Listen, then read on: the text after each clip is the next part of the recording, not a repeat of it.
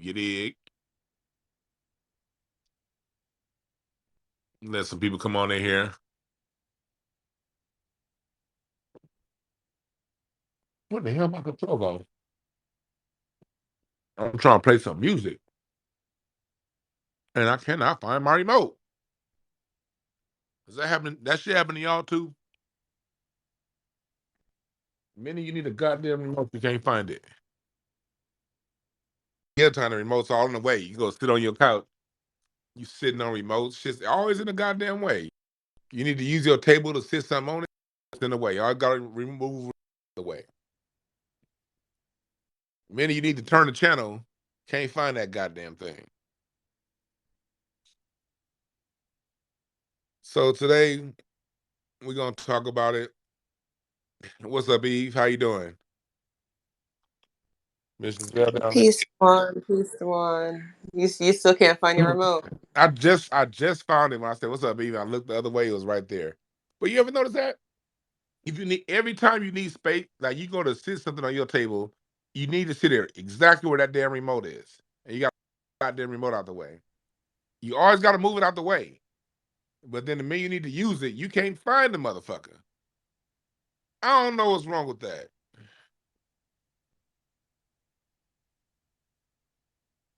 Uh, anyway, how you doing, Eve? That sound like it's really got you messed up. But I feel you. I feel you. You be looking for something or you need something and it's not there and then all in the way when you don't need it. Uh-huh. I'm there. I'm there. I've been Mhm. there. Definitely have been there. So tonight we're going to talk about. Ebro said something very interesting today, and thank the 48,500 people who tagged me in it. Salute to all y'all. Um, but I want to talk about it. I'm gonna get the story, or even if you can find the story. I just had it. I just had it in my. Oh, no, that's what I have it on my computer browser. I'm on my phone now. You just Google Ebro, uh, Afro beats, Latin music, and it'll come right up. And put it in the jumbotron. Well, for those of you who don't know, Ebro from Hot 97, somebody who's who we've had it. He says great things, and we've all had our looked at him sideways at other things he's unsaid, but it's not about that. It's about his information he just dropped on us. Ebro said that black that the hip hop the record labels are going to put more money behind Latin music and Afro beats. And I have a point of view on that. To me, I'm gonna come out the bag. I'll get detailed as we go deeper into it. Now, actually, no, I don't want to go all the way into my point of view yet. I want to hear, because actually, I'll say what I got to say. I like it. I'm glad they're doing that, and I'll explain later on. But I got to hear. I'm glad you came in here, Sonny. I want to hear what you. I know you're just not getting here, so if you want me to go to Eve first, I'll go to her first. But you came here I just started in on the topic about Ebro saying that the record label industry is taking money out of hip hop and going to put it more into Latin music and Afro beats. What do you think about that, man? I don't know if Sonny can speak yet. Eve, what do you think about it? Well, like we had already kind of touched on this earlier just a little bit, but to me, I see a similarity between what the powers that be do with Black Americans and what's supposed to be for us, and then how they give it to everybody else. So Ebro's talking about Afro beats and reggaeton and Latin music over rap and how they're going to give the hip hop music to these other genres. And it just sounds like the same shit. Like at some point, the niggas have to wake up and say, you can't take our shit and give it to other people. So I think, as long as we keep having this conversation, people will have the vocabulary, they'll be able to fight this fight. Yeah, that's one way of looking at it. Like they do, they've done this a lot. We built these record labels, we built these record companies with our music, and then the first opportunity they get, they put the money in other departments. This is that we as black people don't. How can I say this? It's not that I'm not sweating it at all. All it's just what's happening right now to this segment of hip hop is what's happened to all of our other forms of music. Um, we had a talk in one of these Twitter spaces about a month ago when we were asking ourselves, when a listener asked a really good question: why has hip hop been allowed to live so long in the record industry? They usually kill our stuff off within 5 to 10 years of us making it. How has hip hop been able to last so long? And my conclusion to that was always, this has been the easiest form of music that we've created for them to manipulate. That's why it's lasted so long. Um and and so I think what we're seeing right now is overall is hip hop rap is coming, but we've seen the best of it. Nothing lasts forever. And we've seen the best of it. We've heard the best of it. And it's time for us to do something new. But because hip hop rap has been allowed to be around so long, as a people, we haven't really been innovating newer genres like we did, especially at the pace between 1920 and 1975. That was a during that stretch. We were back. We were madmen when it came. We was releasing new genres that was going to be impacted worldwide every 2 to 3 years back then. We wouldn't go 5 years without releasing something a major shift in music, and we haven't been doing that. And partially because the record labels have been allowing these people on. They've been allowing signing your Drake, and no disrespect to these, but your Drakes and these Rihannas and that whole that really don't have the talent of your average brother walking down the street, but they have all of the money behind them, so they can get all the ghostwriters and the best production, the best marketing to give the illusion that they're doing some great shit. And so a lot of that fuck shit's been going on in hip hop for a long time. One of the ways I'm looking at it is with them finally moving on, since black folks, since we haven't been as proactive as we used to be with changing stuff up. See, when we used to change up genres all the time, was we didn't have any access. You know what I mean? So we just kept getting better, and it kept moving the music forward. In the days of the mixer and the turntable and the MC, we've had the greatest access of all, but we've been sort of boxing ourselves in.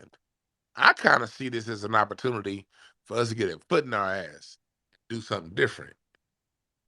Um, Sonny, you there?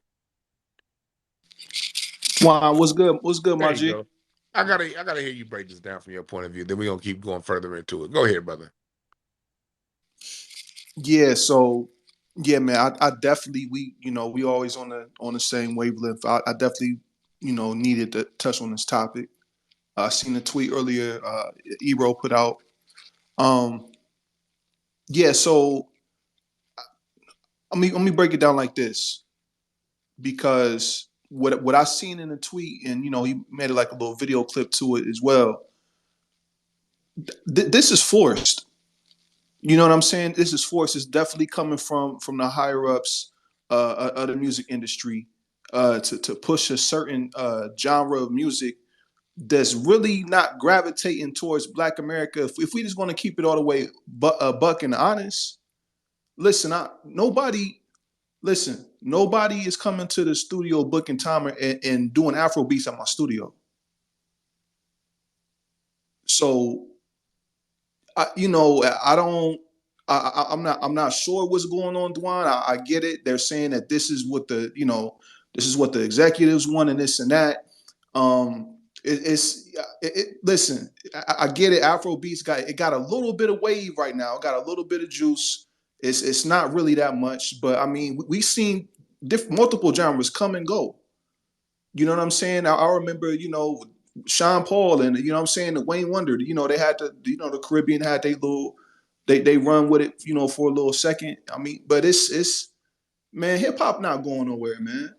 You know what I'm saying? And this is directly because of the conversations that me and you have all the time, Dwan, is where they are getting people, rappers specifically, who are redundant, on purpose, and sought out on purpose to create a certain sound on purpose, and it's not translating, and it's just not it's to the average black person, bro, the average black American. It's just not. You know what I'm saying? Like, people want to hear something real, and that's the part that they took out of hip hop. You know what I'm saying? That realness, that sixth element we always talk about, the consciousness. You know what I'm saying? That's one of the main core elements of rap. You know what I'm saying? And I, I'm just not buying it, Dwan, bro. I'm really not, man. I'm gonna be honest with you, bro. I don't know how many sessions I had at the studio just this past week, bro. Nobody came through and booked the studio time or booked the hour or 2 hours to record Afro beats. So I'm kind of lost on all this. Hey, bruh, this is what's going on. Like, they're forcing a shift. No one listening to the mainstream. No one's listening to that crap, you know? I always go back to the main reference. Less than 5% of all music streams are counted by the top 200. In a lot of ways, the music has evolved. Hip hop has evolved. It just hasn't been shown. Music has evolved. We passed, and I gotta say this: we have continued to evolve, make music. I think labeling is where we go wrong because over the last 50 years, basically anything new that we create, we sort of throw it in the hip hop category.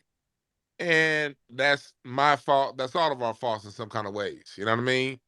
It's so many iterations. Because when we go back to this little hip hop 50 celebration thing they was celebrating over in New York. You know what I mean? When they talk about turntables and a DJ and all this stuff, and that was a time and a place in hip hop. Hip hop has majorly evolved since then in a lot of different ways.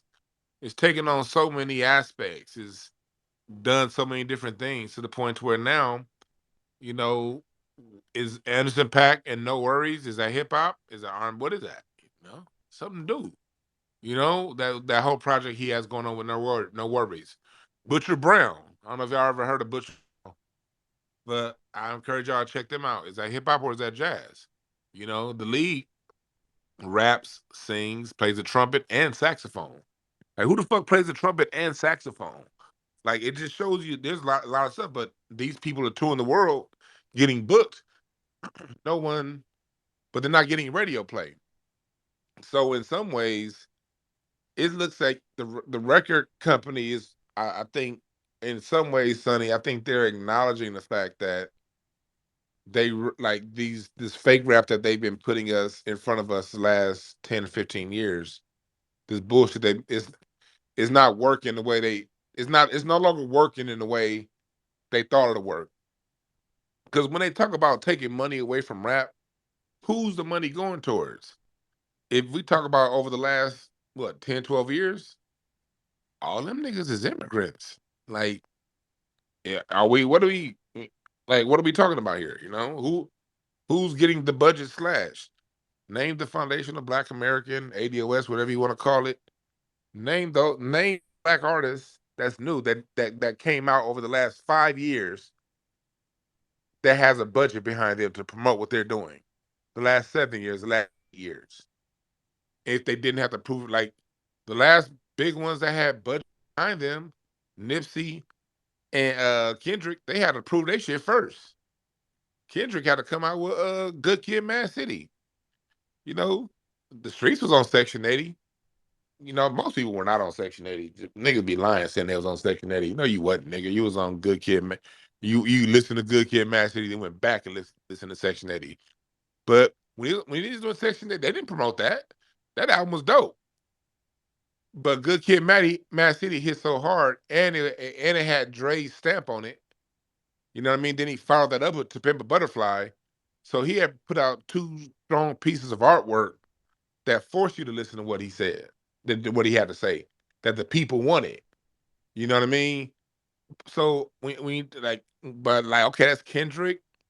Outside of that, okay, J. Cole, again, another person that put out strong work that the people started talking about that they had to respond to. Same formula. But that's what, two FBA black men in the last decade? Two? That went mainstream? That's us? So when they talk about defunding rap, I'm again, y'all know how I am, y'all. I like to prick at how you think and like really just really think about stuff from a different angle. The angle I'm looking at this shit is at Freedom Papers. Because what it's doing is these gimmick rappers that they've been putting out there in front of us, these Kodak Blacks, these they're the ones that are like most like that are gonna like face the biggest consequence of this. The black artists, a lot of the black artists are going back to being independent anyway. So who is this hurting really? We gotta ask that. Um, what do you think about that, Eve? I don't know if Eve is gone. Sunny. Oh, there she is. My bad, Dwan. What did you say? Because I you said, what was down here. Go I ahead. said, what do you think about that? What do you think about like, this possibly been a good thing with them taking money from rap hip hop since they haven't been giving the budgets to Black American artists anyway? Right. We were talking about that the other night about if you gave, somebody in our side of the tracks the budget of Taylor Swift or, them other people and just watch how successful it would be.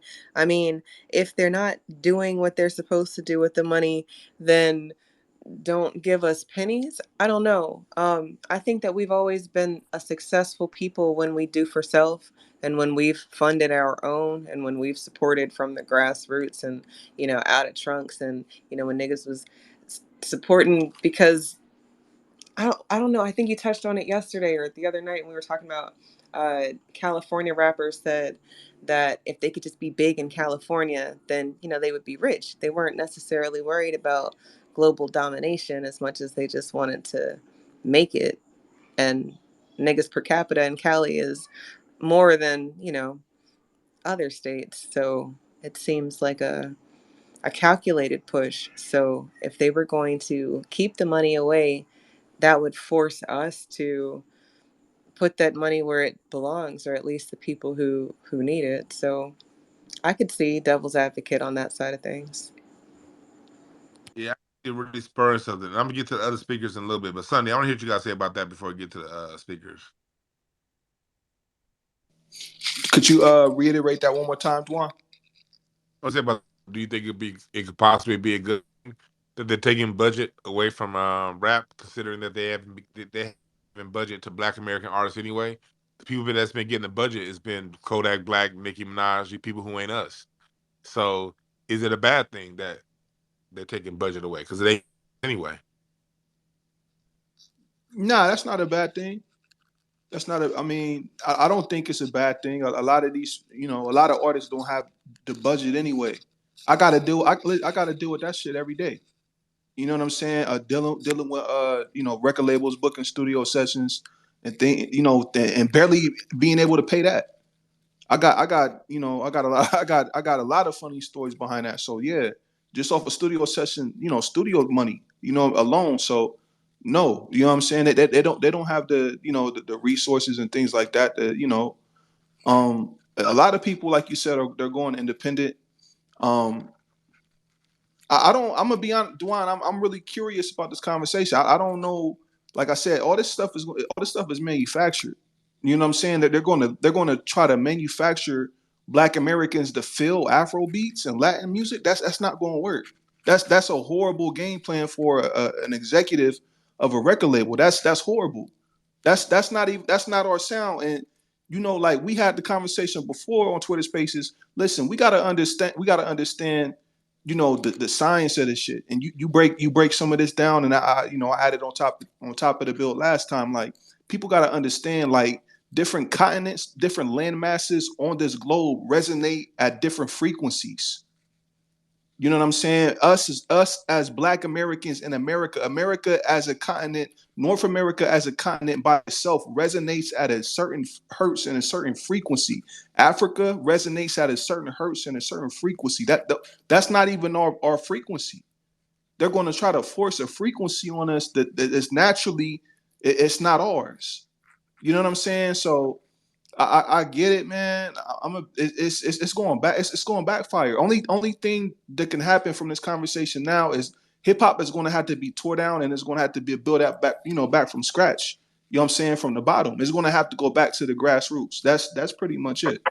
Sonny, let me ask you a But question though, because you said go ahead. that people aren't booking. I'm sorry, Dwan. Sonny, you said people aren't booking the studio for Afro beats and Latin music, but at the clubs, what are the clubs like? Because when I went, I don't go clubbing. That's not my scene. But I did go to a few clubs when we were in DC for the rally, just hanging out. And it seemed like that's the music that they were playing in the clubs, the Afro beats and other type of soca. I don't know all the different names, Dewan, but it definitely was not what I thought it would be.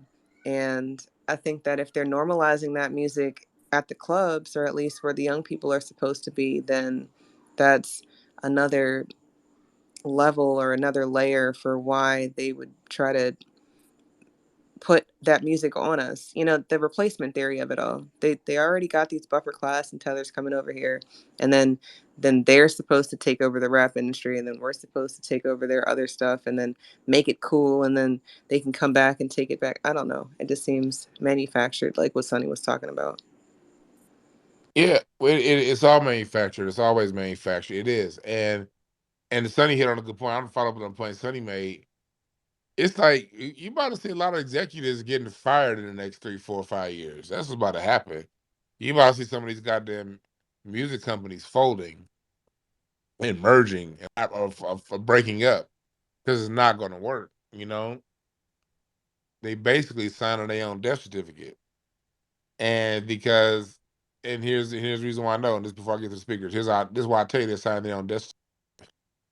When other groups come to America, they leave. Well, the first generation plays that shit. But the kids don't like listening to nothing from their homeland. They want what we got. So whatever Black Americans are on is what the world's going to be on when they bring people here. And you can't force Black American children. You can put Afro beats in their face all day.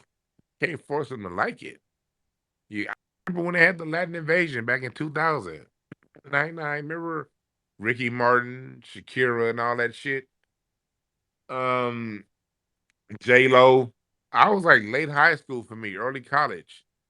My generation was supposed to be the generation that was like, "Oh yeah, Ricky Martin and all that shit." Man. And we was like, "Man, fuck Ricky Martin. I don't give a fuck how many songs Pitbull sell and J Lo." And it was like, nah.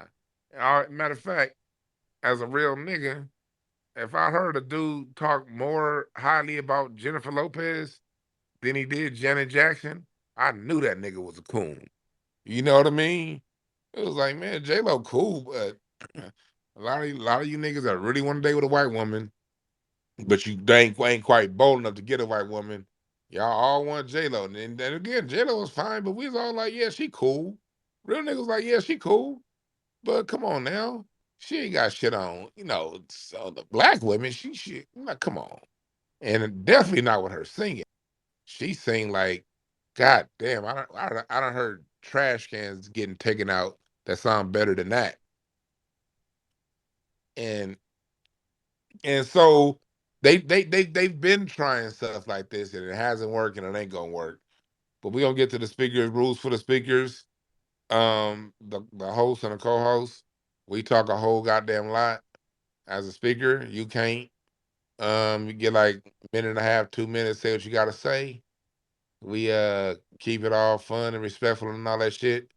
And yeah, we gonna hear what y'all gotta say, but Don't think because me or Eve talk for 5 minutes, you can. I respectfully. So who was first, Eve? Respectfully, it was he, I am. Oh damn! I thought I had my hand down. What's up? Greetings to the coast, co-hosts, and everybody. I just wanted to say real quick, Dwan, you done seen them try to do this before with one of the radio stations out here, one of the top radio stations in California, when they tried to play that Latin jazz or Latin heavy metal at night, and the people shut it down. Didn't nobody want it. This is rap, and this is what we listen to, and we call the radio stations and shut them down. And that's all that's gonna happen this time because they can't force people to listen to what they don't want. And once again, the people run it. The people have always run it. I doubt if it's really an executive. I know it's somebody in that middle that's telling them, "Hey, this is gonna be the next hot thing," and then they show them some numbers. Look, there's gonna be more of these people coming to the country listening to this. But I believe, like Dewan said, they still listen to what we listen to, and they want to follow after us. And I'll land my plane. That's a good point right there. You're right. You can't force people to listen, and they go only got trillions of dollars. You still can only lose money for so long. You know. Next was official. Yo, what's good, man? Thank you for the mic. Thank you for space. Shout out to everybody in here. All the familiars. Yeah, man. Dwan, man, I had to get you a follow, man, because when you was talking about the Kendrick and J. Cole thing, man, that you was literally like took the words right out of my mouth, bro. Like Kendrick been doing music since like what 03. Yeah, I mean J. Cole been doing it for a way, much long time. He was just doing like the BT Awards would be on, and he would be performing for the crowd while the TV was on commercial. Like, it was making it hard for these two to come into the game. But and me myself, I'm a hip hop artist. I mean, I've been doing music for a long time. I've been performed many places. I've done auditions for executives. I've been in a lot of shows, met a lot of different, I'm not gonna name all the names, but it is what it is.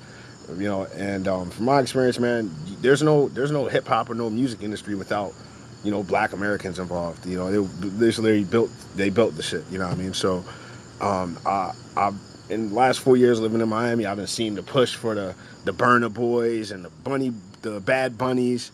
And they trying to, what I mean, but it's like you said, like black American hip hop, and that black American culture is not something that you can just like replace. I mean, it's like that's where everybody gets their shit from. I mean, they try to mimic it, and try to reiterate in some type of way, but you can't, the Afro Latin shit. It might be a season for it. I mean, it might be a season for it, time for it, and this dude Ebro, I don't know what he's talking about, honestly. That might be his opinion, or he might just be saying that just to bring up the conversations. But since like 2012, you had the Chicago movement with GBE and Chief Keef, Lil Durk, and them. And ever since then, it's like kind of have been the same, repetitive shit. People, whatever. But that's what they was pushing because people love the shit. That's what they want to hear. You know what I mean? So the Afro Latin shit, it's like a season for it.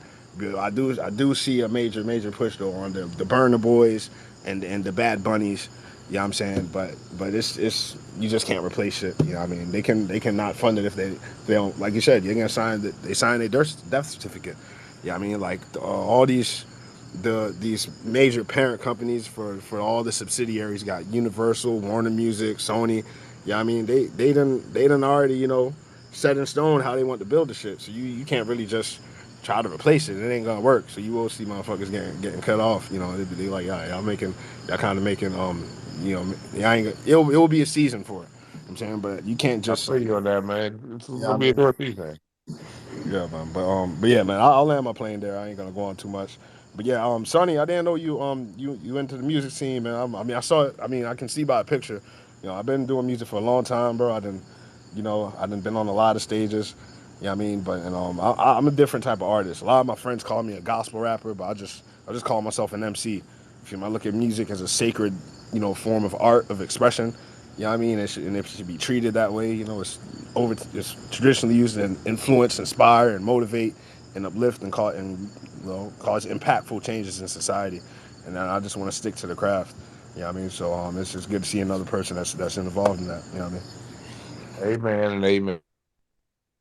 Um, Yeah, that's what. Yeah, you gotta make sure you do it. To your heart.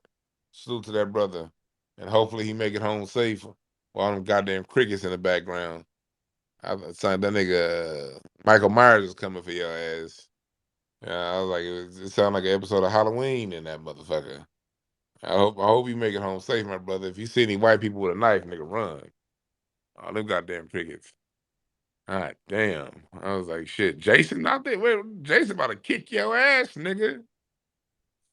All right. Make sure you safe, my brother. Just make sure you are safe and we all good. I don't want to be like, we heard he was on Twitter space and then Freddy Krueger came from behind the mosquitoes and crickets. It's 15,000 dead crickets. And the nigga sliced and diced up with some rhymes in his pockets. You know what I mean? I don't want that to happen. So I just want to make sure you good, my brother. Um, uh, Sonny, Eve, y'all got something on to the next person? Nah, definitely, man. Yeah, man. Shout out to official. Nah, I'm down here in Orlando, man. Click. I got the link in the bio, so if anybody, is in the area and looking for studio time, then definitely could, click on the bio, hit the link, and contact me through there. Yeah. Yeah, okay, cool. So yeah, contact that nigga for some studio time. You dig? Um, so yeah, we talking about Ebro says record labels are prioritizing Afro and Latin music over rap. And so to bring context for those of you who just came in, Ebro is basically saying I had to I couldn't put the full title up because Twitter Space allows you to put up so many words.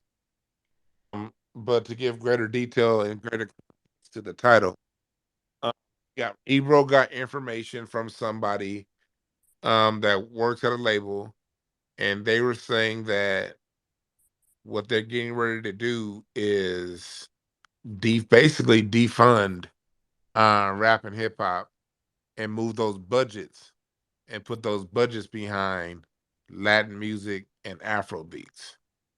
And I'm gonna get to these two speakers, and then I'm gonna give y'all guys a quick history lesson after I let these two speakers speak.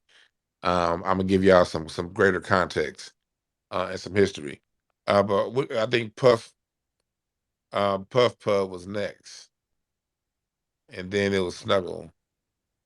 Yeah, thank you. I just wanted to say that I feel like this is like a sort of a New York thing. Um, they're talking about budgets and stuff, but I feel like them Hall J's, if you know who I'm talking about in New York, I feel like they've run their gamut up there. They don't really control like the rap game, and they haven't for a long time. They keep trying to do these sort of astroturf gimmicks and put that on people, and nobody really is looking for like no Ice Spice or any of the other crap that they're trying to do. I feel like they've already lost control, and they haven't been willing to be honest about that. And what's happening is that they're trying to pull in another game for themselves. Because I've already noticed that Black artists are doing live circuits. Like that's always been where our bread and butter were, and they can't control that. Because I've seen like I've been watching folks like NBA YoungBoy who they couldn't control him, and he has this ridiculously loyal following, and they completely blackballed him, and it just really doesn't it's like it doesn't matter. And a lot of the artists are like that.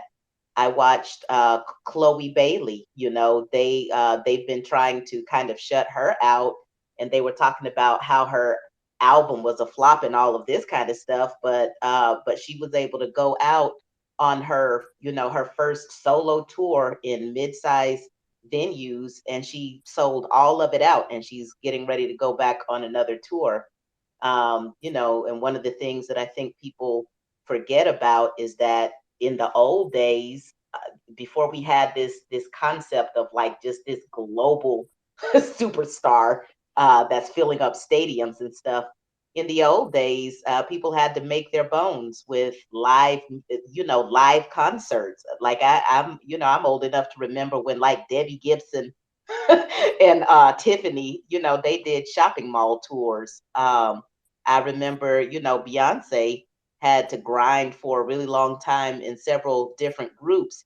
And what's happening now is that people kind of want this sort of instant stardom kind of thing, but without but while being rough around the edges, and it's all falling apart.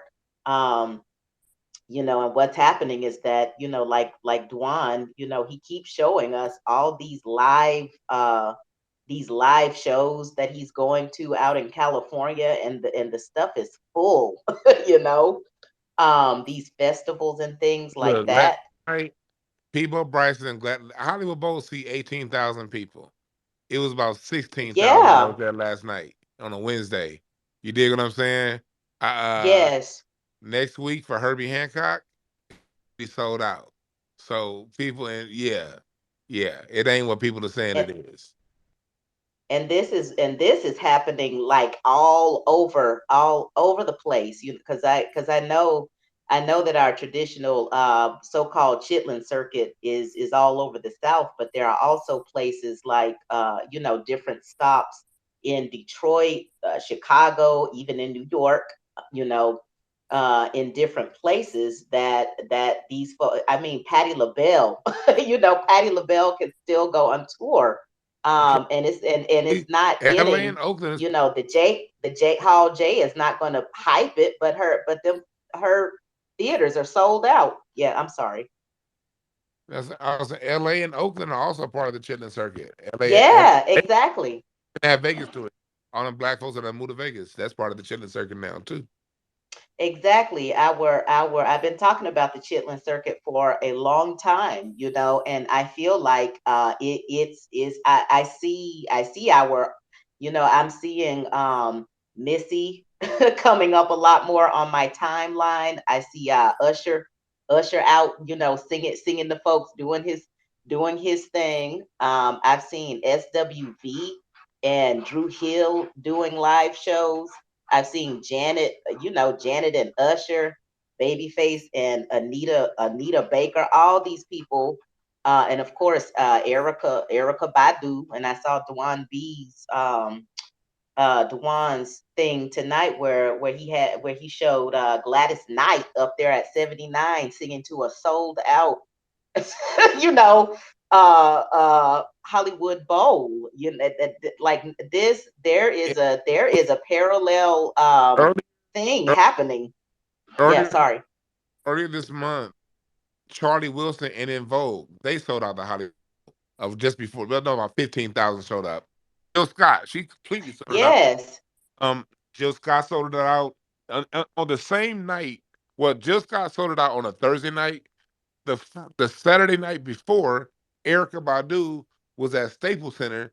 That place also seats 18,000 people. She sold that place out. And 5 nights before, Jill Scott sold out the Hollywood Bowl. And then the weekend before that was the Playboy was the it used to be called the Playboy Jazz Festival. Now it's called the Hollywood Bowl Jazz Festival. Kamasi Washington, the #1 jazz act in the world. That's why I always push back when people say white folks got jazz. Well, they may have had it, but they fumbled that bag, and it's back in us. It's back in our hands. Kamasi Washington from L.A. Hamilton High School. He did he headlined the jazz festival, and that shit sold out. Like I said, her what's the name, Buddy Guy and Catfish. They're going to and Catfish. The Buddy Guy is 86. He's getting ready to retire, and Catfish is in his late 20s now. A young up and coming foundational Black American blues guitarist. They already got the bowl almost sold out, and these is Wednesday nights, y'all. You know what I and mean? that's and this is there, and they're not, all, them folks, and we know who I'm talking about, y'all. Them folks know that there's a whole other We thing have happening. yeah, Yeah. it's Buddy Guy on a Wednesday night, and then Maxwell's at the Bowl 3 nights in a row, and all three of those nights are almost sold out. So 4 days in a row is black artists, and all of them hoes are sold out. And they tell you black folks leaving L.A. Well, we got look, and I want to thank you. I want to thank you for that, speaker. I'm moving on to the next speaker, but Okay. thank you for that. But what what what we're saying with that is it's a whole, and I've been trying to say this a lot. And when I talk to you guys, there's something different going on than what they're reporting. I'm at these concerts. I'm there. I was there. Yeah, I was there on Thursday night, last Thursday. It was Miss LA and Switch. Taylor Swift was performing in front of 64,000 sold out in the football stadium, but about 200 yards from there, the Hollywood Park Casino, Miss LA and Switch was getting it in. There was a nigga fest up in that bitch. I don't know if y'all saw my pictures. I was there with Tisha and Tashina. That shit was dope as fuck. Me, Pam, and Gina was at sitting front row with Miss LA. That night was fun. But I mean, concerts have been. I mean, I'm at these concerts 2 and 3 nights a week. I was at we have who else coming up? Earth and Fire, Richie. They show is almost sold out September 15th. You know, and that's gonna be at a huge stadium. So then okay, let's stop the old acts. Let's talk about the current acts.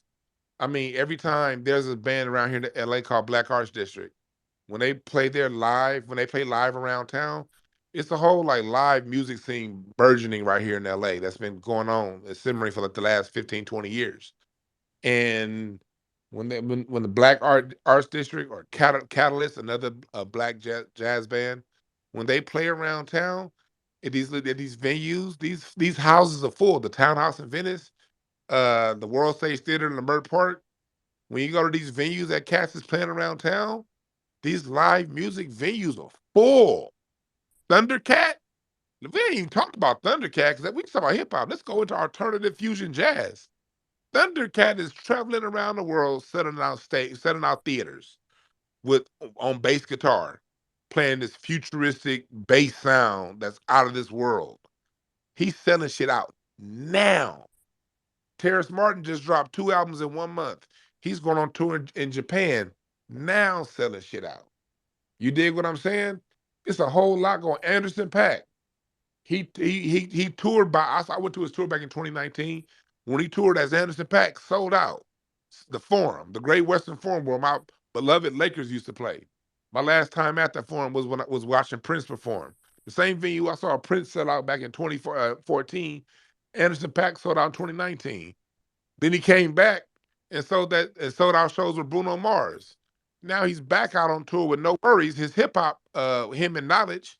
And said when I was in Napa 2 weeks ago, and Anderson .Paak was packed out.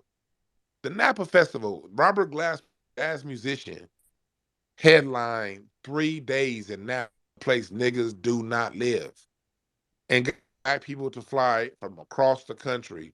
Well over 10, 15,000 people there again with Nas. Nas performed. Jordan performed. Parliament Funkadelic. I mean, you got Corey Henry. Henry, anytime he plays, he's a they call the Funk Apostles.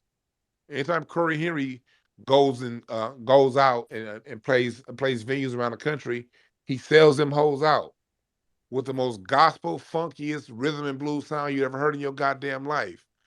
I went to go see Avery Sunshine a few months ago. She packed out the place. Man, it's some different shit going on right now. When La Russell goes out, that nigga from Oakland, anywhere he goes, sold out. Anywhere Big Crit plays, sold out. Anywhere apps, man, it's and y'all different regions, y'all have regional artists that I have no clue who they are. Some of y'all can probably come up and tell me who they are. I know each of y'all listening probably know if y'all in your music scene, it's people on the music scene that you're aware of. When they open up some shit, it sells out. No Name, she just dropped one of the dopest albums I done heard in a minute this past Friday. Man, music is good. So I don't see this shit as far as them putting money behind Afro beats and Latin music as a threat at all. Um, I'm a back off now. Then mods, y'all line up the speakers. Speakers. I'm long winded. My mods are all long winded. You can't be long winded. That's a fact. And he's not going to keep telling y'all this shit for real, because I'm going to just start muting people. Because really, just be polite for the space. You see the host, co host. Sometimes we talk because we talk. Like, that's just the nature of the space. But as far as like next people, I think Snugsy, I think you had your hand up first. And then other people, if y'all could put your hands up so we can figure out who all wants to talk. Is that Tommy up here? Tommy, you've been up here for a minute. Like, did you go already? I don't even know. I remember Snuggy was fun, and then we can go. Appreciate this space, the host, co-host. I want to start off by saying, fuck their ethnicity. Gather round, Juan B. You feel me? Man, Section 80, one of them tracks that changed my life, one of them mixtape. Probably, I put it in my top 5, man. It changed my life, man, for real. Just the fact of it sitting around by that fire, but I digress. Just wanted to salute that right there. You're right about that. And I listened to it before. Good Kid, Man City came out. Free my nigga Honeycomb Brazy. So what I'm noticing is like as these new Jack in the Box folks start popping up, like I was surprised when I looked at that Hip Hop 50 and then I saw Lola Brooke and I was like, damn, I kind of was bopping to your little track, Don't Play With It, and then you almost tripped on stage like a Beyonce in the middle of, wow, you can't perform live. And that's something just like Tekashi 6ix9ine, because at the end of the day, they just know that these are some imports. Just like what's going on in politics, they got the import patriots, you know. But at the end of the day, either one or two things gonna happen. Shit start popping off. They gonna get deported up out the set, or they gonna be so afraid to bust anything that they just gonna sit there and do nothing. They're gonna run back right to their ethnicity. You saw what Tekashi 6ix9ine did after he stopped playing around with rapping. He go right back to doing the bachata. You understand me? And salute to MC Hammer Twizzle on that. That man's still popping like that. Lyrical Lemonades, they gonna turn into your quarter water Lollapalooza after they done milked every single rapper out there in them Chicago suburbs. Watch that man go from a DSLR camera all the way up to watch out for that that little conference, that little shindig he be having once a year. Ain't nothing black about that, but he damn sure made money off that. See, these folks is having a sunken cost fallacy. Salute the brother Vino on that one. The sunken cost fallacy, where is it at here? The phenomenon whereby a person is reluctant to abandon a strategy or course of action because they have invested heavily in it, even when it is clear that abandonment would be more beneficial. Even Adidas had to come black, the Yeezy. Because, Sonny, can we get into it? Sonny know I'll be behind him, sticks to computers, all that stuff. And I noticed I can say one thing and I can stand on it with my chest because I know how these things work from even using bots to get Yeezys back in the day. They just switched the bot farms over to the stream. Sonny know what I'm talking about. I'm going to jump out the window and say every streaming service uses bot farms on their own people. That's my opinion. That's not the opinion of the room. I think that we're a little off on where the call is coming from. The call is coming from inside the synagogue, as y'all mentioned, but that synagogue is Ebro's house, his mother. When he sticks his finger out and he's wagging that finger, that's that small hat mother in him.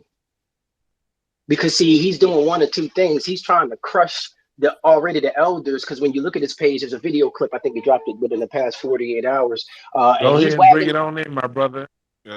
Tie it on in because I want to get to the next speakers. Yes, sir. Ebro has a track where he's crushing all of the people that was on that Hip Hop 50 stage that didn't show up.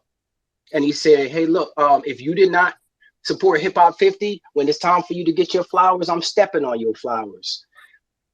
That's a threat.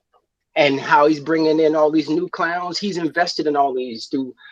If you go on his page, he's got all of these folks that listen to this new artist from Japan, listen to this new artist from Pakistan. He's the one that's putting the people out there, and these folks have like 2,000 followers. So I'm gonna land on Ebro is really the one that's doing all of this because he's invested with something called fallacy. That rotten apple don't fall far from the music.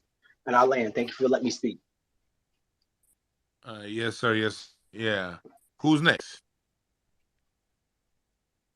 I think I was next. Yeah.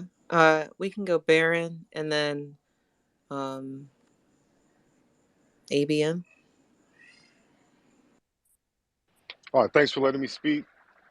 Peace to the host and the co-host.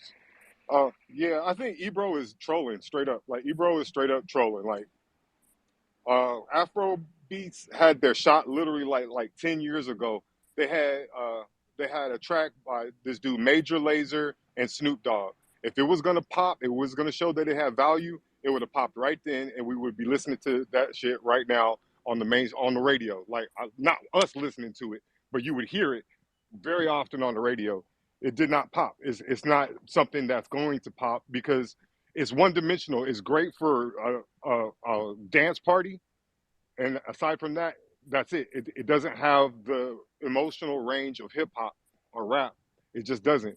And so I straight up think he's just trolling. Like you're just saying stuff to get people riled up.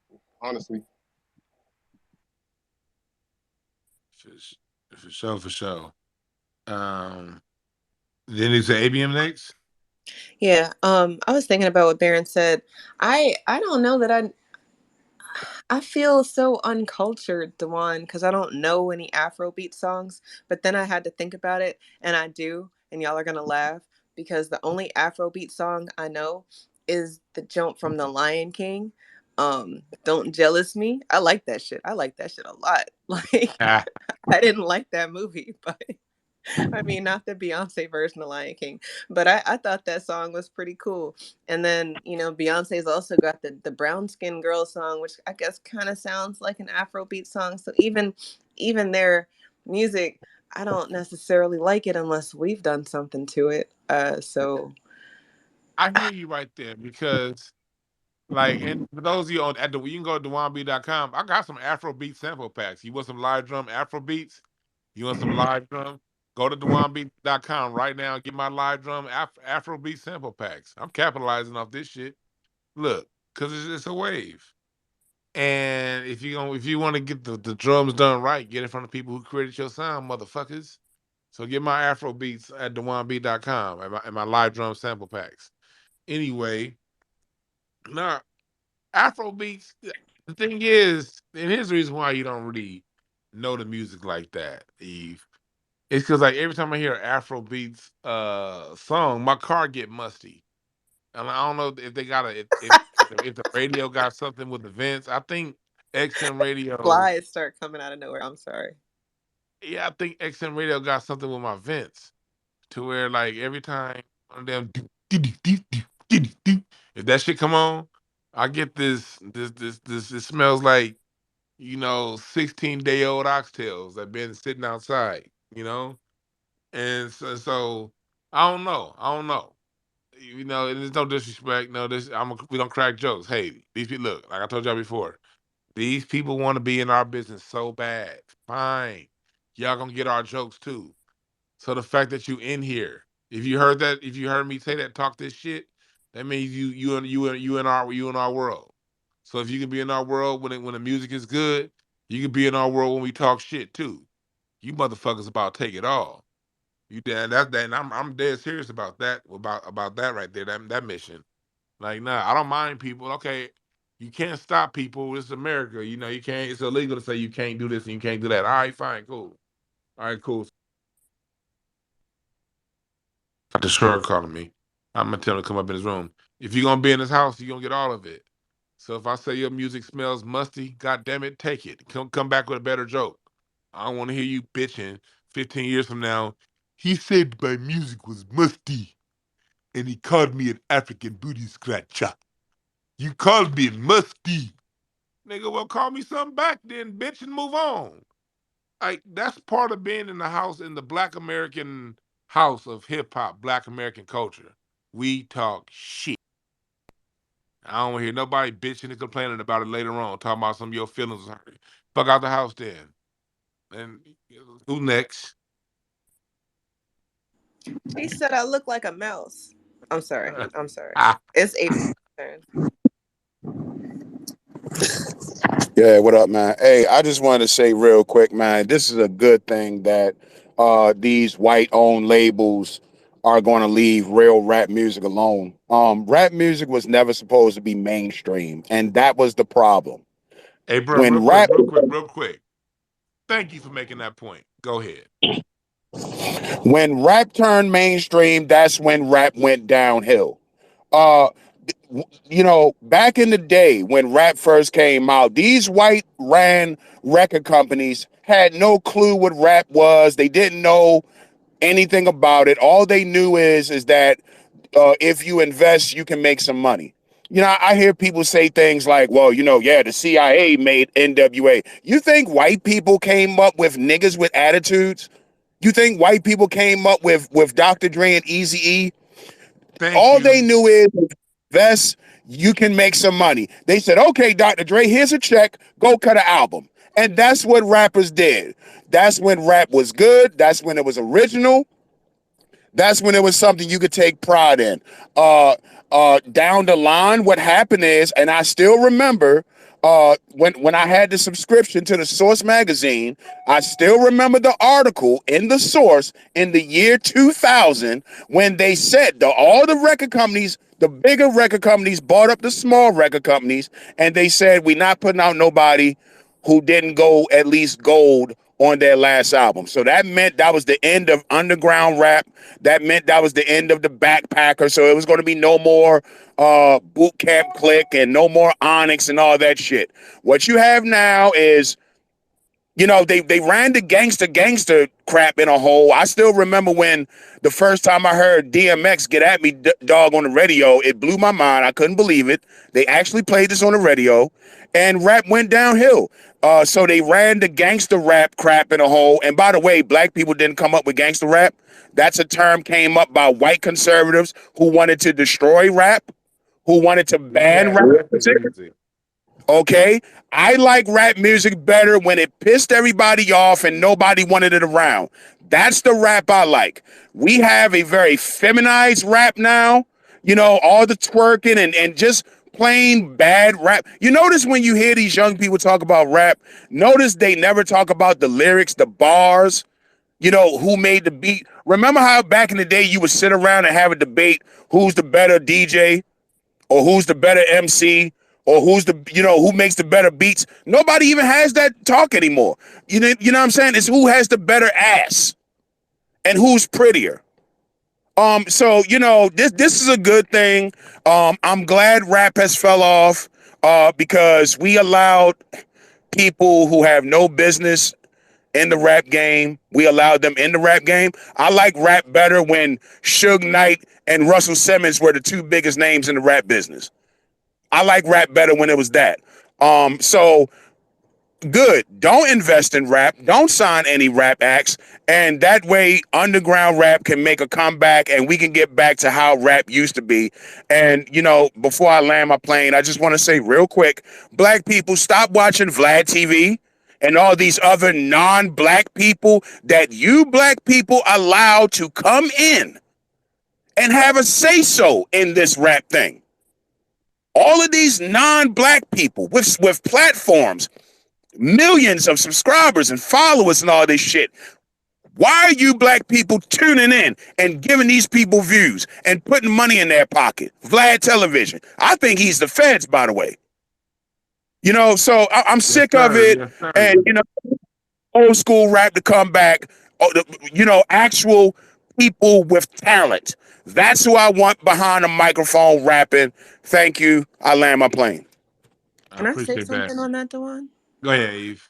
Vlad is full Russian, right? He's a Russian American or Russian American or some shit like that.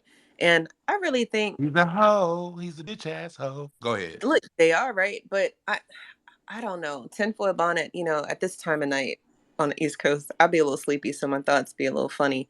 But I think that Russians are trying to be the new white people. Like, we've got all these other black people trying to be the new black people, and I think the Russians are trying to be the new white people. Because I remember like 10, 12 years ago, my brother sent me a twerk video, and it was a gym full of Russian girls, and they were getting it. I mean, they were like getting it for them, but it was just it blew my mind. Like, I had no idea that they were so invested in stuff that was not theirs.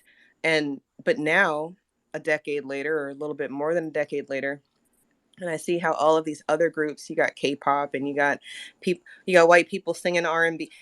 I know there's always been white people singing our songs and stuff. That's not what I'm saying. But I'm saying the fact that they're trying to be accepting of this crossover, it it's it's they're trying to replace us. Like, they're trying to replace the white people, and they're trying to replace us with this other group of of I can't even call them niggas, right? Because they're not, but they look like us. It's some real get out other us shit. It's very That's strange. what it is. It's just it's just the same. It's the same play over. They've been running the play for 300 years. Played the black tribes in America against one another. Got cool with one, hated on the other. Got the one they got cool with, gave them a little extra shit. And then when they got enough numbers up, they killed them all off. They've done this game they did it with the Cherokee and the Yamasee in 7-11. Did it, you know what I mean? They've been doing this shit since forever. When the Greeks came, when the Italians came, when the Germans came, when the Polish came, when the Dutch came, when the French came, and they played the same shit over and over and over again. They just ran out of white people to come over here. The last ones is Ukrainians, and we ain't gonna have no rappers running around here looking like Vasily Lomachenko. You dig? So they got to go around and do it with the next level of immigrant class, and it is what it is. You know what I mean? And people was over here talking about we're talking about like Ebro and all that stuff and what's going on with the music. The brother AB made a good point.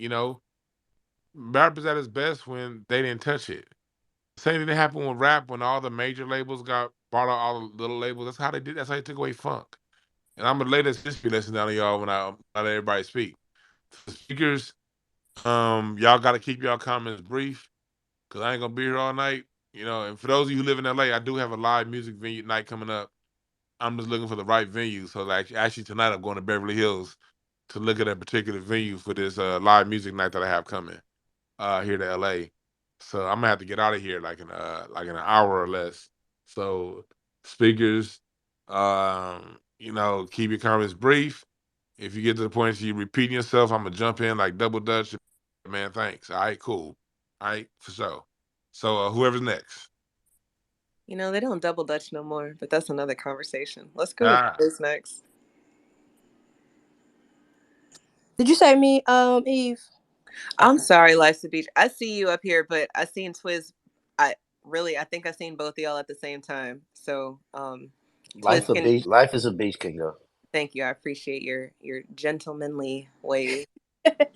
Thank you. I'm gonna make it brief. I always learn something in y'all space. I love hanging out.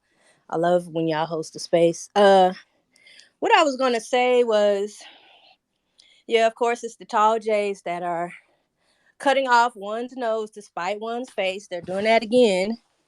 When they put these gimmicky artists such as Afro beats and all this Latin music, it doesn't last long. So the music that lasts long is artists that he was mentioning earlier, like I think Charlie Wilson, Erykah Badu, for instance. My first time, I sound out of breath because I was running upstairs, but Stephanie Mills, I saw her for the first time during Mother's Day in Memphis, and I did not know how anointed she is. Like, she was so good. oh, My mother Stephanie, went to see Stephanie you Mills. Yeah, I'm ashamed. I just saw man, her this May. shit. Come on now, you fucking with me. Yeah, I was like, oh my God, I don't missed out on this. So Stephanie Mills, I mean, man, anointed. I thought I was in the room with the Most High. So, but she's awesome. So I just wanted to say, artists like that, I'm more favorable to those artists and just old school, not so much as the new artists. We are the culture, we are the originators. I can go on and on, but you can, as far as Charlie Wilson, Erica Badu, those are true artists. You can't outwork them. I have tickets to see the Jacksons in December here in Nashville. So but to make this short, in closing, we had a Nashville Cultural Festival, and my friend, his name is Run D Referee, and he's like a break dancer or a boogie dancer, is what he calls himself. He's with a group called Music City Soul, and the point is, he's an FBA brother who dances. So when he was at this Nashville Cultural Festival, where all these other groups were, all these other cultures were there, him and his friend were just popping. They had on speakers, and when he dances, his crew, they just dance with them, and they play music like Nucleus and all these other music from back in the day. But everybody from all over, from the other groups, other cultures, they come and they watch him. He's the one that's less what do you call that, supported financially. He's less sponsored by the big corporate, but all the attention is on That's him. credential. They So are yeah, saying that. They are that. I noticed that when I used to play the drums a lot in Hollywood. I would yeah, just the minute I started playing, all the other white drummers stop. Everybody stops. What's this nigga doing? yeah, But yeah. So and they don't even want to fund the ones where all the attention is. They want to fund somebody else. But that's the only point I wanted to make. Like, it's gonna be us anyway. They can always try to spite their what I said earlier, you know, cut off their nose and spite their face, but you can't kill us. It's too many people. They're trying to copy off us, be us, you know, put in these yeah, new artists. We're not thank you gonna for go that. away. So yeah, that's it. Thank you. All right, for sure. Thank you for that. No, yeah, she's right. About that. You can't do it. I'm gonna get on the Twizzle, then I'm at the Twizzle. I want to hear Twizzle gotta say first. Go ahead, Twizzle. What's up, big? My nephew Sonny, Sonny G. Hey, Just Steve. Hey, Goofy. Yeah, I'm in and out, I DB. You can't know what hear I'm saying? Twizzle. You can't hear me? I can hear you, Twiz. Can y'all Dwayne, you hear him? can hear him? I can hear Yeah, I him. can. I can't hear Twizzle. I'll drop down Hey, and come Twizzle, back I up want to Twitch, hear then, what you drop gotta down say. DB. and I'm come gonna back kick up. you out and come back in. All right. I want. I want to hear what he got to say. Let me see. Invite to speak. All right, cool. There we go. All right, Twizzle, go ahead. Yeah. Can you hear I me hear you now? now. All right. I'm in and I'm Yeah, out, I hear man. you. And I just want to say this. When it come down to Afro beats and Latin beats, you remember they tried to throw that reggae thong bullshit on us. And look how quick that shit phased out. You know what I'm saying? And one thing they fail to realize, these motherfucking industry people, these hip hop, these industry people, these record executives, and the people who wear the little small caps on their head, they can never replace us for the simple fact nobody else music has a relation or recognition to what we've been through, our struggles and everything. That's how come Eminem can never be the number one rapper, because niggas from the streets cannot relate with Eminem. You know what I'm saying? Like, I have a relation with certain motherfuckers. I'm not from the East Coast, but when Ghostface came out with that "All That I Got Is You," talking about the struggle, the hardship, talking about he had to sleep in the bed, mama had to go next door and borrow food, I can relate to that. You know what I'm saying? It's nothing that these Afro or Latinos or even these so-called Caucasians can sing that I can relate to, because they're not from our culture, they're not from our struggle, and they're not our relation. You know what I'm saying? Hey, DB, I got a question to ask you, and I'm out. Do you heard of this dude from LA called October London? This nigga's supposed to be sounding like Marvin Gaye. Have you heard of him? And do you give him the okay? And I'm out. I've heard of him, but I haven't listened to him enough to say yay or Dude, this nay. nigga sounds dead on Marvin Gaye. You know that Marvin Gaye song, Just Yeah, Keep You Satisfied? Man, yeah, I heard. dude, See, I gotta take time. Like when you hear it for the first time, I really want to hear what's going on underneath it, and I want to hear him live because I'm out here on the scene, so I got to see you live. You know what I mean? Because I know what could be done in that studio. What I hear, I like, but I can't say. It's okay. I don't like when you sound like else. That's only the first step. You know what I mean? Kobe wouldn't have been the greatest of all time ever had he stayed mimicking Jordan like as he did his first 5 years in his league. What pushed Kobe beyond was what he did after the 2003 season when he took what Jordan did those few years of his career and then added the left hand, added the range, added the different aspects to the game and on top of that. That's what separates yourself. That's what separated Peyton Manning from Dan Marino. You know what I mean? That's what separated uh that's what separated Michael Jackson from James Brown. If you look at a lot of Michael Jackson's dance moves, that's James Brown, flat out, just straight up James Brown. But he took that pattern and then he made Michael Jackson on top of it. So if you're just doing somebody else, eh, I gotta see you do do that and then come around and I gotta hear you. A lot of Marvin Gaye in the '60s was sounding like Sam Cooke. Go back to songs like Hitchhike. Go back to those early songs when he got off the drums at Motown and got behind the mic. Marvin was trying to sound like Sam Cooke, That and ain't that peculiar sound just like Sam Cooke. that was all Sam Cooke. But then Marvin came out with that "Let's Get It On," and then when Marvin came out with that "What's Going On," and that's where Marvin defined Marvin for Marvin. You know what I mean? So that's my thing. I don't when they sound like somebody else, I ain't impressed yet. Um, but but like here's what I'm saying, and I'm gonna get to the speakers after I make this point. They've always defunded our music for some. That's how none of our music really died a You in natural and death. out, DB. You Oh, in I and am. out, Hold on, bro. I hold can on, hold barely hear on. you. I swear I'm on my goddamn. I'm on my porch and no. I don't be working. Am I good now? Yeah, you loud and clear. Okay, yeah, yeah. Well, I'm in a dead spot over there. Well, what they did was they've always like none of our music, very little of it died a natural death. A lot of it was just flat out defunded and taken out.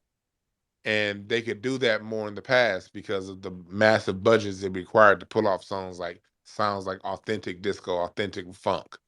See what they did with disco, it was authentic, but by the time we got to 76, 77, that's when it got really electronic. In 79, they killed it off and just said, we're not gonna put money behind this anymore. Same thing with funk. They took the money out of funk.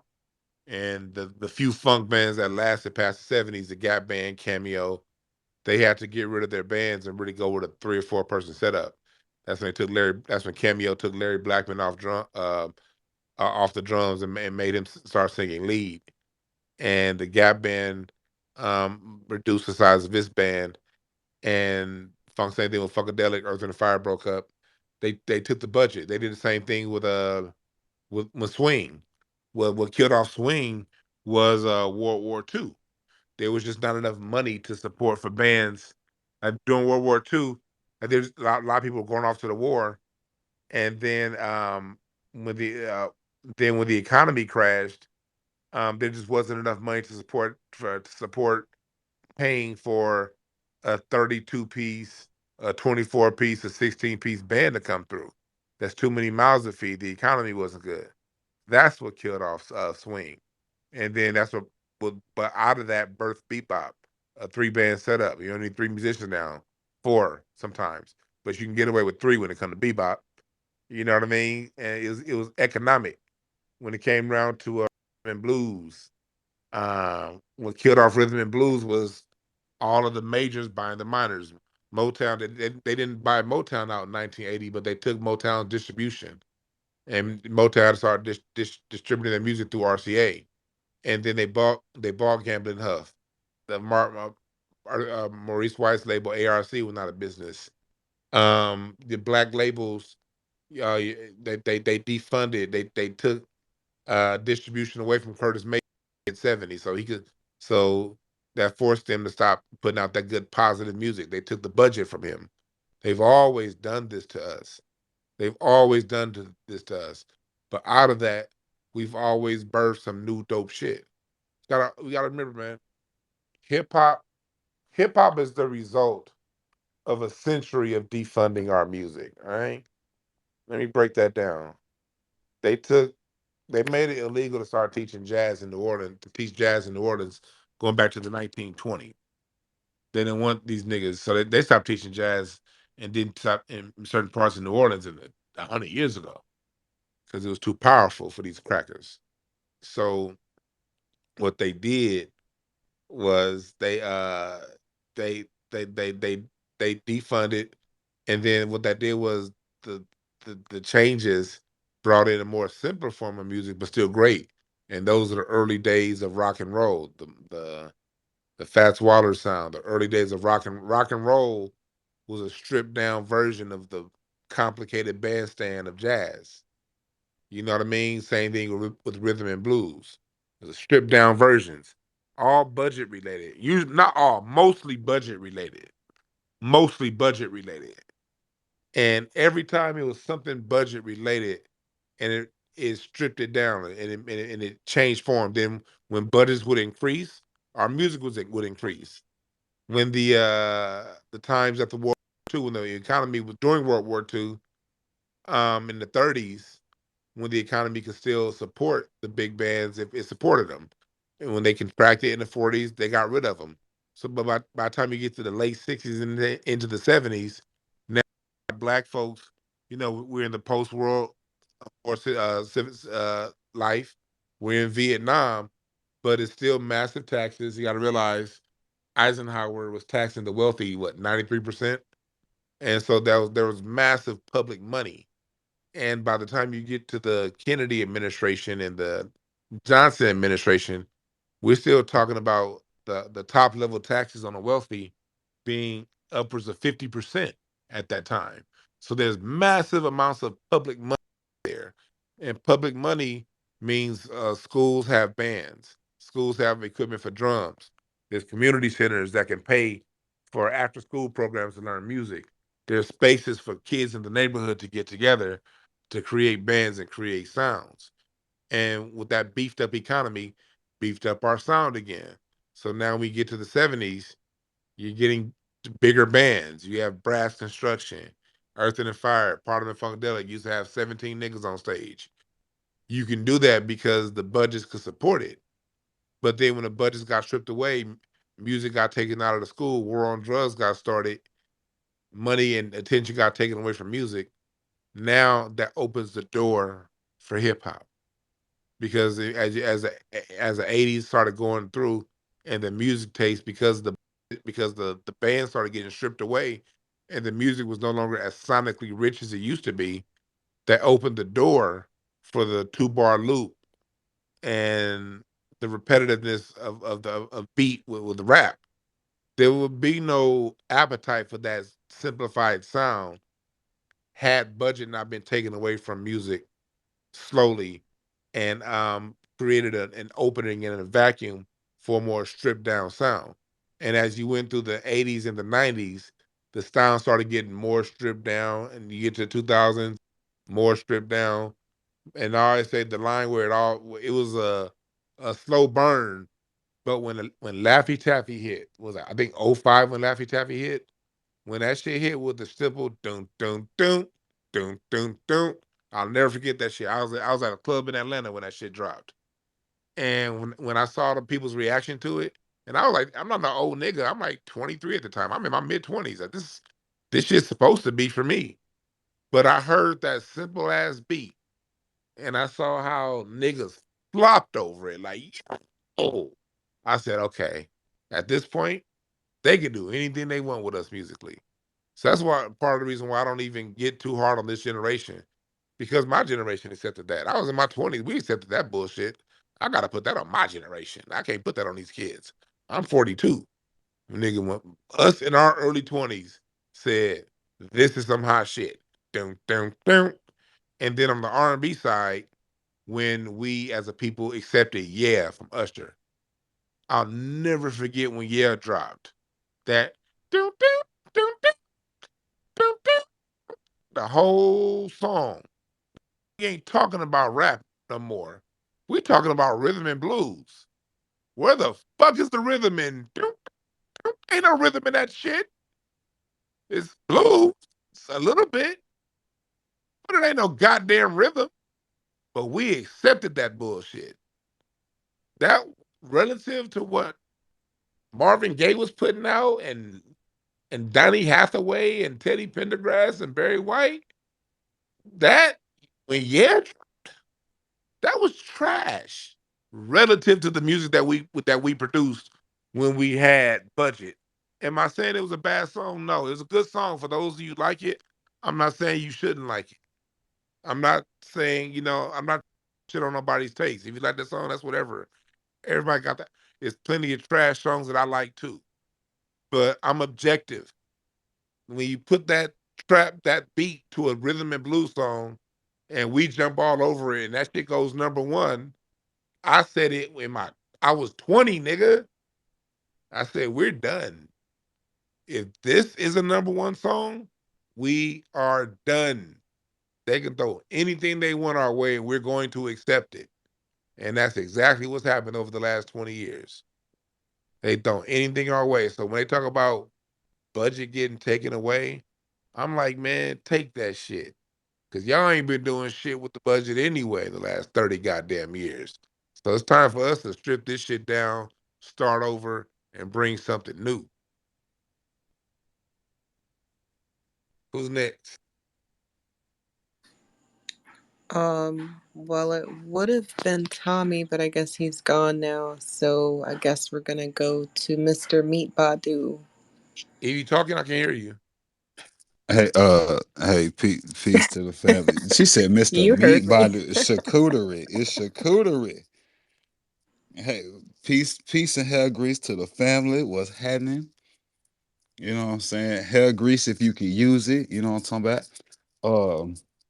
So, the one what going on with you, B? How you doing, brother? Can you hear me? Yeah, go ahead. Oh, okay. Yeah. I just wanted to say, just a couple things. First of all, one, I love being black. I love being a black American. I wouldn't change it for the world. It's hard as shit, but I wouldn't change it for the world, goddamn it, because this is what we do. You know what I mean? They could try to goddamn replace us, but you can't do it. It's virtually impossible. Because see, the thing is, first of all, you brought some of us over here. Most of us probably already been here, and you ain't got no receipt for us. You just can't take us back nowhere. So whatever we got, we have a, you know what I'm saying? Whatever we have it's contagious. You can't do it. So whatever the fuck Ebro's talking about. And matter of fact, what is Ebro? Is he even part of us? Is he one of us?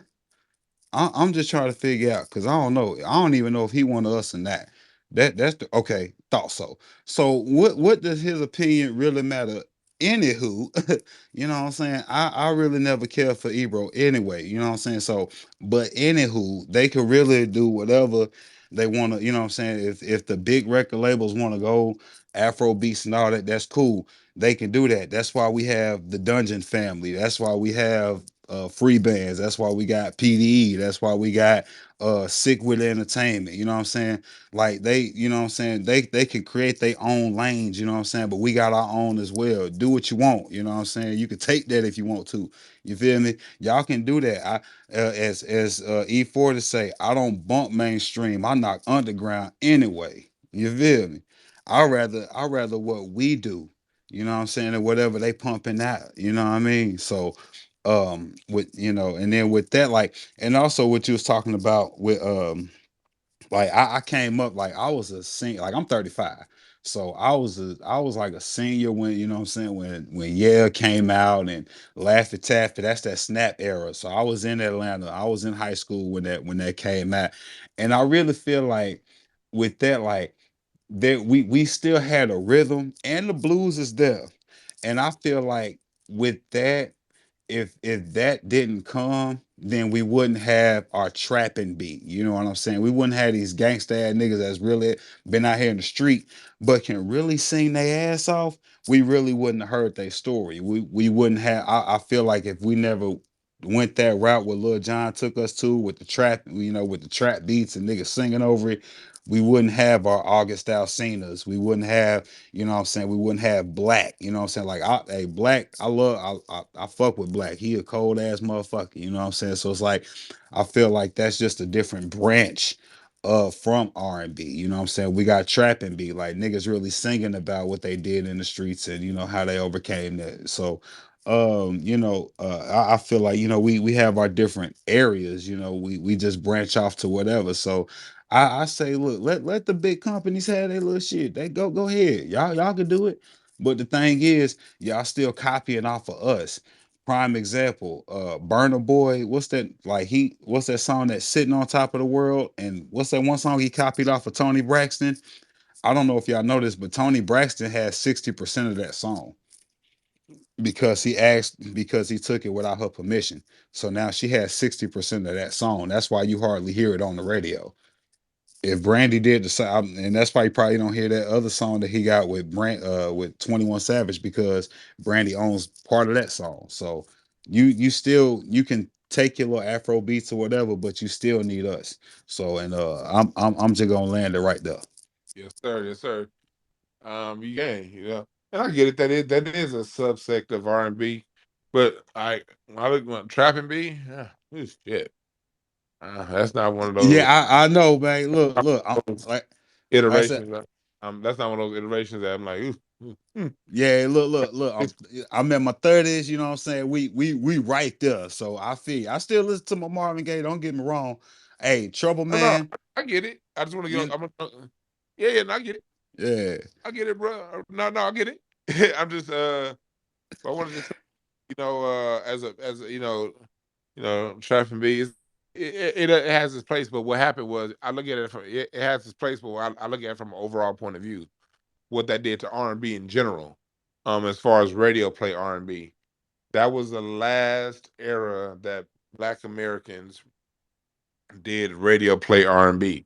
After that, trap and beat devolved on rhythm and blues to a point to where now you can bring a Rihanna, you can bring these people who have absolutely no business singing, and now they can come humming along making music because the appetite had been so musically suppressed, to where now it doesn't require somebody, even though you do have your August Alcinas who can sing, the sound gets so simplified over that loop to where now basically anybody can come in and just say anything on top of it and it can go number one. Versus when rhythm and blues was at a point, because every region had its own sound. Let's not get it twisted. Not just with rap. Rhythm and blues had regional sounds. Atlanta R&B was different than Memphis R&B, which was different than LA R&B, different than Chicago R&B, New York R&B, Philadelphia R&B. Every city's always had its own rhythm and blues sound. The difference was, the common thing was, no matter whether it was polished and pretty from Detroit or gritty and grimy from Memphis or sunshiny and light from LA or post light from New York, it still required you to sing your ass off. And it required the band and the musicians to play something that's going to maintain your interest. And it was a competition going back and forth getting this done. So only the best of the best of the best of the best of the best of the best can make it, because of the level of competition and unity. Because when we have a band, what that does is it brings 5, 10, 15 people together. And when you have that many black folks coming together and coming together as one and for a common cause and playing a song, it transmits an energy to the listener. Whereas now you go from, when a singer is singing over a trap beat, some dope lyrics, and you actually feel the beat. It's a good beat.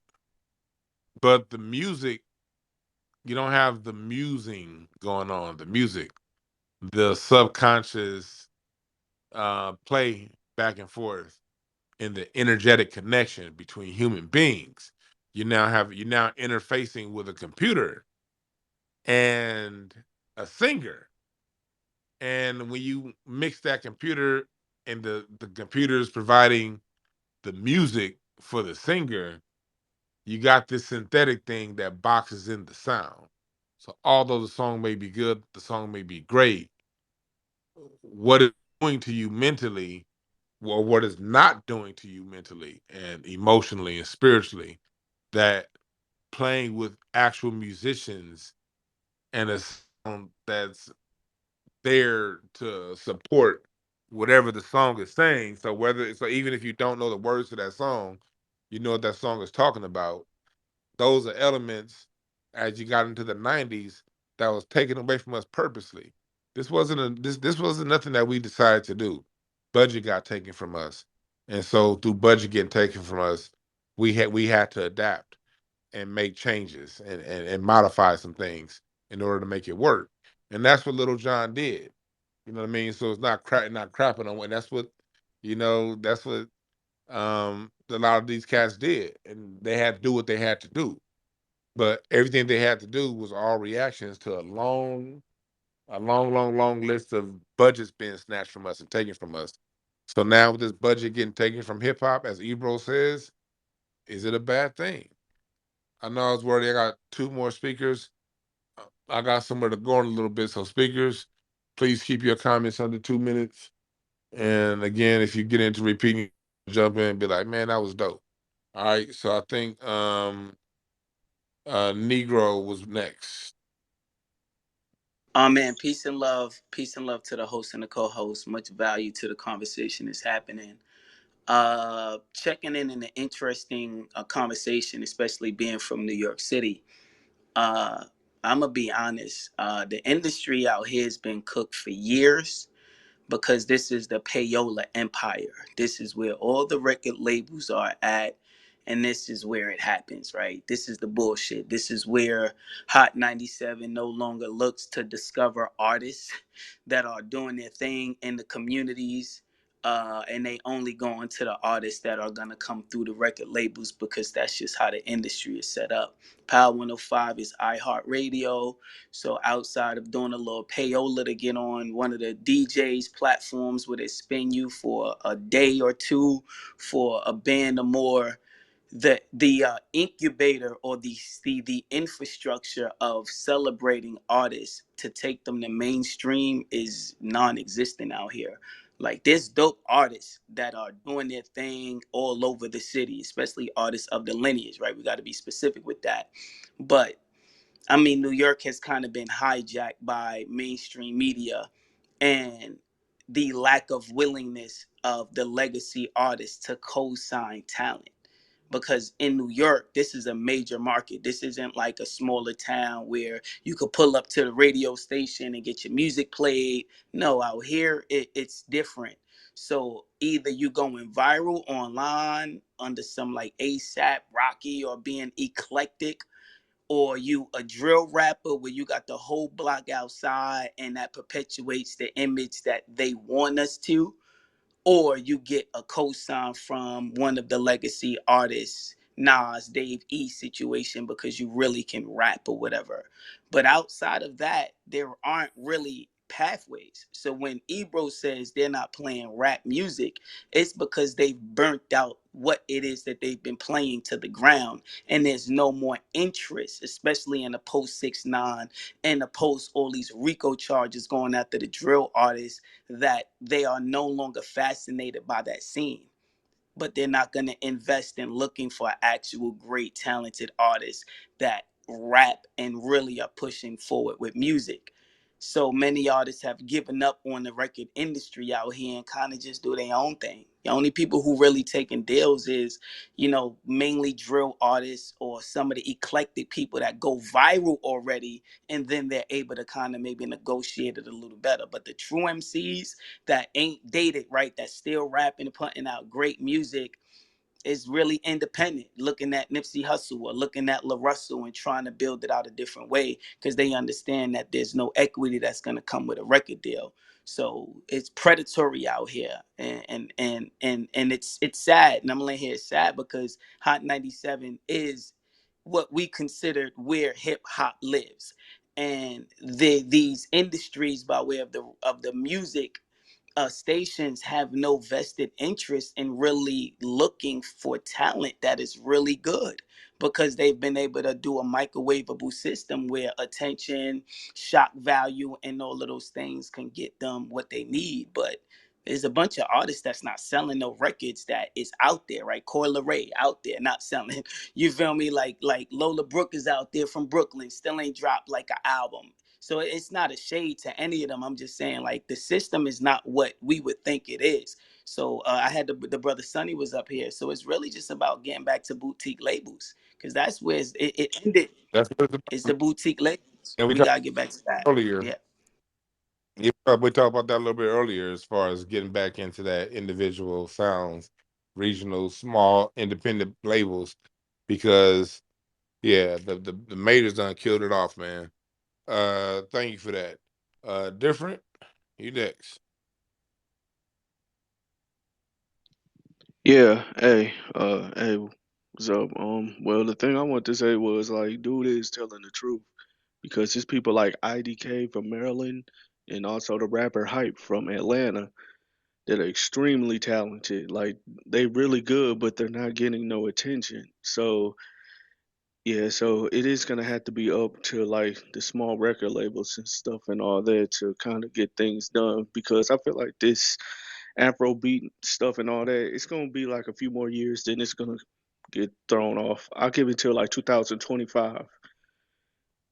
Like, like I give it like around that time, then it'll probably fall off. Like, cause eventually the music that we like is eventually gonna come back. I just feel like it's gonna have its time and it's gonna go. But yeah. But that's all my opinion is. That's all I wanted to say. For sure, man. I appreciate that. Yeah, man. Um, it's gonna cycle back. It always because it's not gonna go back. It's gonna go forward. It never goes back. It always moves forward. And I say if what Ebro is true, if he ain't capping, if it's true, and I do believe him, I do believe somebody told him that, hey, they're about to take money out of the budget away from hip hop. I believe him. You know, if you notice, look at that. They've been running articles all year saying there's been no number one hip hop album so far this year. Really since June. Since June, every few weeks, I've seen an article coming out saying, "Hey, this is the first year since 1991 that it hasn't been a number one hip hop album song on the chart." So that's foreshadowing. That's just those stories like that get released for a reason. What they're doing is they're telling you they're not going to allow a hip hop album to go number one. And if that does happen, it probably won't happen. Or and that's them foreshadowing and telling you what's coming next. And it's in alignment with how they've always done our music. Hip hop has just gotten the longest budget out of any of our sounds. Usually our sounds get a 5 or 10 year run of getting some kind of a budget, and then they take all the budget and shift that budget to white artists, like they did in the '70s to the '80s. All that good rhythm and blues budgets when they bought everything, they put all that money behind Madonna, Kenny Loggins, David Bowie, Phil Collins. They got the budget that should have gone to the Ohio players. You dig what I'm saying? Journey got budget that should have gone to Funkadelic. The Chili Peppers got budget that should have gone to goddamn Confunction, or could have gone, or at least got split up. But instead, they wouldn't even split it with a nigga. They took all the niggas' budget and gave it to these white acts. And so when you look at that whole rock era of the '80s, the glam rock, punk rock, all of that music of the '80s that flourished flourished directly because of the money that these record labels made during at buying up all those catalogs of those black labels suppressing those bands, taking those budgets and putting them in behind white acts, and there you get the '80s rock era. So they've always done this stuff, and so yeah, we're gonna start seeing new stars, and the next big star by 2025 is gonna be AI. Mainstream's gonna have AI stars real soon, and I don't see that as a threat. Bring it on, because the people making music the right way, they're gonna be good. Eve, you got anything you want to say before we close it out? Yeah, just want to reiterate what Ebro said. He said rappers better stop being boring and talking about the same shit over and over, chasing TikTok success and comment sections. And he's not talking about us per se, but he is talking about the people that mainstream has put in the limelight. So, I mean, I don't think he's wrong, but I do think that who he's talking about, that's not us, but then they want us to buy into and participate in what they're saying is for us. We have to be discerning as a people, and then make these connections across the board. Like I said earlier, they always take funds that are meant for us and give it to all these other groups. They, they don't like an even playing field. And as it stands, it's uneven because we're the shit. So they have to do all this funny shit to try to make it so that we're not successful. But every time we kind of come together and leave their shit alone, we are successful. So I think if we keep that mentality, then what's for us will stay for us, and we will be successful in the gatekeeping of our culture and lineage. Oh, sure. I thought I was muted the whole time. That's dope. You're right about that. This is where we are. We're at a beautiful opportunity right now, because so far in my study of our music history, we're batting 1,000%. Every time something a door closes for us, another door opens. That's why we so good at goddamn connected to the Bible. Even though I don't go to church and I ain't giving a pastor shit, but there's certain things that are said that's true. When one door opens, another God opens up another door, and we've been proof of that our whole time here in this country. You know what I mean? They take away a sound, they take away something. We just do something else, and what we do is usually hella dope. And whatever that thing is, other people around the world like it, and it becomes a worldwide phenomenon. The difference between us and the people of the past is, let us be the first generation that embraces whatever the youth come out with. You know, no more of that generational war and shit. Even if we don't like it, even if we don't understand it, but because our babies are about to create something new. They're 6, 7, 8 years old now. They're 10, and in about next 3 to 4 years, when they're 14, 15, and the ones right now who are 15, 16, when they're 20, 21, they're gonna be coming out with some shit, and it's gonna be something that's gonna change. It's gonna be like, huh? What's that? What's that? If we come out with something, and our babies come out with something that make us say, hold on, hold on, hold on, what's that? That's different. Let us be business minded and capitalize on it. And it starts with the parents. You know what I mean? I can't say I'm gonna hear what your kid gonna put out. You hear what your kid is playing in your house.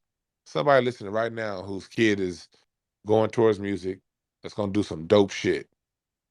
I mean, learn it. I mean, figure out the business side of it. Figure out how to monetize it, put it out there. Teach that child self-worth and self-love. Because them vultures, they can only come from people who don't really know who they are, who don't have a support team. Build a support team around your young artists. You know what I mean? And give them confidence. Always speak positivity and light into your children, into their friends, your kids' friends when they come around. Speak information into them. Speak love. Speak light. Let them know that they're little geniuses. Let them know they're great. Don't tell these black kids to be humble. Enough of that shit. Man, I'm looking for. I like little arrogant kids. Yeah, you better know you the shit, little nigga. You better, because confidence is gonna take you further than knowledge ever will. You can know all you want, but if you ain't got the confidence to put it off, you ain't gonna do shit. I rather a confident dumb motherfucker come around than a super smart, never gonna do anything ass nigga. We gotta breed that confidence into our children. and let's be the ones that capitalize on what they did. They dressing a little bit different. Look at the opportunities we had in the '80s when black people switched it up and started putting on starter jackets and tennis shoes and start wearing Jordans. What if the baby boomers, instead of saying you need to stop wearing Jordans? Look at you, you got on those Jordans. What if them dumb niggas went around and said, you know what, they like Jordans? All right, cool. Let's put some money together. Now these down and take some money out the house. Let's motherfucking open up a Jordan store. Let's open up a store that cleans your Jordans. Oh, you like Jordans so much? Learn how to clean them real well. So when people's Jordans get fucked up, they look brand new again. Jordan repair shops. We should have had Jordan. We should own StockX, the Jordan Exchange. Think of all those opportunities just off of a fucking shoe. And a shoe based on a decision that came out of a young black mind that was relative to the new music he was listening to. That's just one thing. You know, let us be the generation that when that thing coming, it's coming. Because with them taking money out of hip hop, trust and believe it's coming. As a matter of fact, it's already here. We just won't quite know what it is for a little bit. Whatever it is, them little niggas that are around you doing in the basement, goofing off with music, pay close attention. And because it's not on the kids to own and control it, it's on the adults. The babies don't know business. That's our job. Let's get our business game in order. So when our babies create something new, we can surround them in an environment to where they can own their own shit. Like La Russell. The reason why La Russell's so dope, that's a whole family affair. Mom, dad, cousins. That the family eats off La Russell. They all insulated him. That's a if you don't know his story, look him up. It's beautiful. From the t-shirt printing to the venue booking, that's a family thing. What if we ain't gotta do all black people need to come together? No, goddamn it, every family need to come together and insulate our babies and cultivate them so they can develop something great. That's only coming together that needs to happen. All right. Go to DwannB.com for all my shit. For sale and all that. Eve, if you ain't got nothing else to say, what's up, Sage down there? Thank y'all for listening. I'm out.